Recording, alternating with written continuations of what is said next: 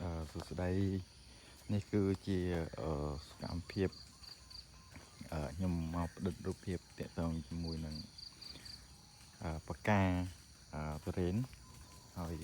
នេះជាបកាដែលគួលការទាំងអស់ហើយទុរេននេះគឺមានអាយុកាលជាង10ឆ្នាំហើយវាមានបញ្ហាទាក់ទងជាមួយនឹងជំងឺមួយចំនួនដែលបណ្ដាលឲ្យវាមានស្លឹក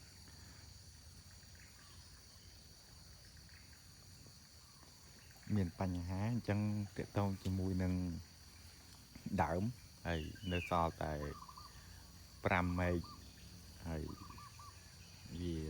នៅតែផ្កានៅតែឲ្យផលអញ្ចឹងទាក់ទងជាមួយនឹងដើមតារេននេះផងដែរគឺនៅពេលដែលវា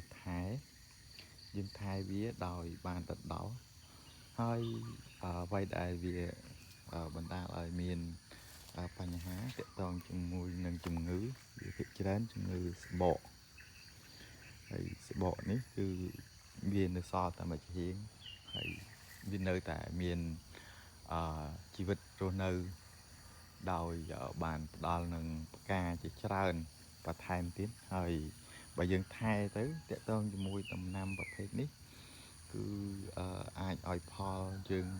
បាន2ទៅ3ឆ្នាំបន្តទៀតហើយទុរេនបែបនេះវានៅចិត្តដើមឈើធំអញ្ចឹងហើយវាធ្វើឲ្យវាមានបញ្ហាទាក់ទងមែកដែលធ្វើឲ្យប៉ះពាល់ដល់មែកមួយចំហៀងទៀតហ្នឹងអញ្ចឹងបើសិនជាយើងថែវាឲ្យដិតដល់មែនតើយើងនឹងអាចបន្តបាន3-4ឆ្នាំបន្តទៀតហើយតាក់ទងជាមួយនឹងទុរេនដែលមួយដើមនេះយើងមានតែមួយមែកទេតែនៅផ្ដល់ផលឲ្យយើងហើយទុរេននេះដោយសារយើងដាំគៀកគ្នាពេកអញ្ចឹងគឺការឲ្យផលគឺវាអត់បានទាំងអស់ទេហើយដូចជាទុរេនម៉ាន់ថងមួយដើមនេះទុរេនមួយដើមនេះគឺអាចនឹងផ្ដល់ផលដល់យើងច្រើនទាក់ទងជាមួយនឹងការដែលផ្លែដែលវាគង់ហើយបកាវាហើយទុរេននៅចំណែកនៅជាហៀងនេះគឺវានឹងកំពុងតែផ្កាហើយអាចជាប់បានច្រើនដោយយើងមិនបានតាក់តែងឬមួយក៏ធ្វើការបេះបកាទេនៅពេលវាគង់ចាប់ផ្ដើមមានក្តឹបយើងចាប់ផ្ដើមនឹងធ្វើការកាត់ក្តឹបណាដែលមានបញ្ហាចេញហើយក្តឹបដែលវា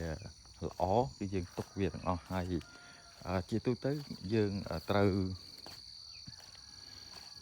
ការដែលកាត់បកាវាឲ្យវាទុកតែបកាណាដែលមានផ្ដល់ផលប្រយោជន៍ដល់យើងអញ្ចឹងគឺតកតងជាមួយដើមមួយដើមនេះទៀតដែរគឺចាប់ផ្ដើមក្តឹបហើយក្តឹបនេះគឺនៅពេលធំគឺយើងនឹងចាប់ផ្ដើមទុកតែក្តឹបណាដែល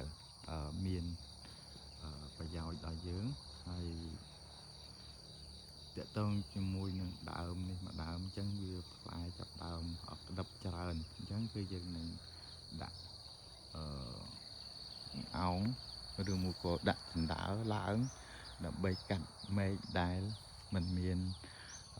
ប្រយោជន៍ណាចេញអញ្ចឹងតកតងជាមួយនឹងការទុរេនមួយដើមនេះវាផ្លែប្រហែលជាបាន30ផ្លែដែរអញ្ចឹងគឺតកតងជាមួយនឹងទុរេនវាអាចនឹងមានផលលំបាកហើយដោយសាររដូវនេះគឺខែប្រាំងតែវានៅមានភ្លៀងធ្លាក់អញ្ចឹងវាអាចត្រូវទឹកភ្លៀងហើយយើងមិនបានលាងវាទៅជាមួយនឹងក្តឹបដែល ចេញមកហ្នឹងគឺយើងអត់ទាន់បានលាងអញ្ចឹងបើសិនជាយើងត្រូវឲ្យវាគួងបានច្រើនគឺយើងលាងស្លឹក